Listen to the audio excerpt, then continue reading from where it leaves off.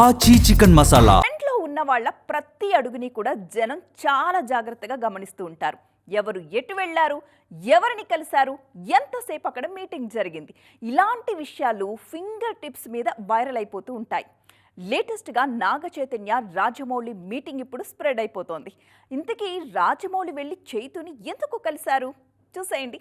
తండేల్ చూసిన వారందరూ నాగ చైతన్యలో the best actor ఉన్నారని ఒప్పుకోకమానరు. క్లాస్ లుక్ లో మెప్పించే చైతు ఉన్న పళాన మాస్ లుక్ లో మెప్పించేశారు.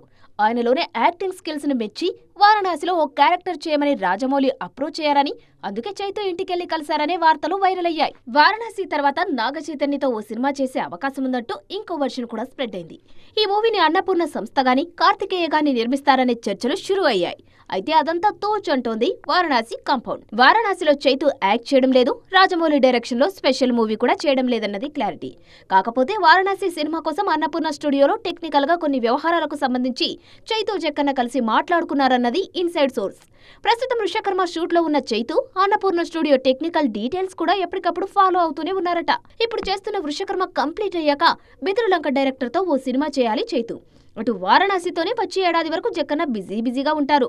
సో వైరల్ అవుతున్న ఈ విషయంలో నిజం లేదని ఖరాఖండిగా చెప్పేస్తున్నారు ఇరు వర్గాల వారు.